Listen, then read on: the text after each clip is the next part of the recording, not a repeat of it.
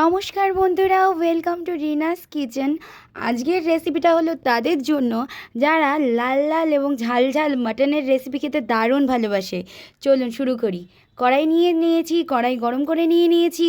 এবার কড়াইয়ের মধ্যে দিয়ে দিচ্ছি পরিমাণ মতো রিফাইন্ড অয়েল, আর এখানে দিয়ে দিলাম আমি 4টে তেজপাতা, আর এখানে দিয়ে দিচ্ছি কুচনো পেঁয়াজ। এখানে আমি বড় সাইজের 3টে পেঁয়াজ নিয়েছি। এবার পেঁয়াজগুলোকেও সামান্য লাল লাল করে ভেজে নেব। আর পেঁয়াজগুলো ভাজার সময় কিন্তু গ্যাস অবশ্যই মিডিয়াম ফ্লেমে করে নেবেন, হাই ফ্লেমে করে দেবেন না। মিডিয়াম ফ্লেমে রেখেই পেঁয়াজগুলো ভাজবেন লাল লাল করে, বেশি সময় কিন্তু লাগবে না। আর যারা মাটন লাভার আছো তারা এই রেসিপি বাড়িতে অবশ্যই ট্রাই করবে, মুখে লেগে থাকবে একদম, এতটাই টেস্টি হয় এই রেসিপি। এবার আমি এখানে 750 গ্রামের মতো মাটন নিয়েছি। মাটনটাকে ধুয়ে নিয়েছি ভালো মতো, ধুয়ে এখানে আমি দিয়ে দিলাম।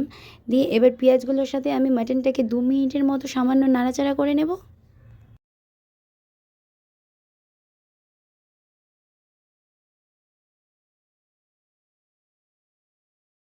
এইবার আমি অ্যাড করে দেব আদা, রসুন আর কাঁচা লঙ্কার পেস্ট। আর এক এক করে মশলাগুলো অ্যাড করে দেব। জিরে গুঁড়ো, ধনে গুঁড়ো, শুকনো লঙ্কা গুঁড়ো, পরিমাণ মতো হলুদ আর পরিমাণ মতো লবণ।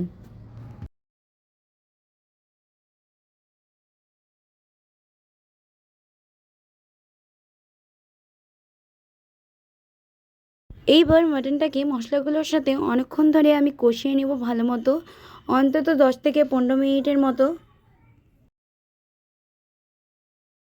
এইবার আমি কিছুক্ষণের জন্য ঢেকে দিচ্ছি। 10 মিনিটের মতো হয়ে গেছে। এবার আবারও ঢাকনা খুলে দিয়ে আমি একটু নাড়াচাড়া করে নেব।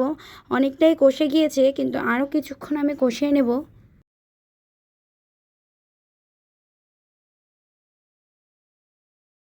মাটন 15 থেকে 20 মিনিট ভালোভাবে কষিয়ে নেওয়ার পর যখন এই পর্যায়ে চলে আসবে, তখন আমি মাটনের মধ্যে মাটনের যে ফ্যাট আছে, চর্বি, সেগুলো অ্যাড করে দিচ্ছি।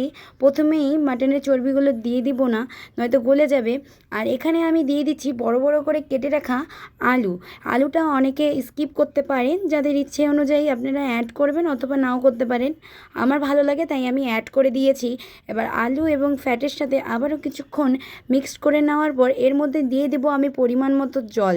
যতটা আপনারা ঝোল খাবেন সেই পরিমাণ অনুযায়ী জলটা দিবেন। মাটনে জল দেওয়ার পর একটু নাড়াচাড়া করে নিয়েই আমি মাটনটাকে কড়াই থেকে ট্রান্সফার করে নিচ্ছি একটা প্রেশার কুকারে। এই রেসিপির এটাই হচ্ছে মেন সিক্রেট।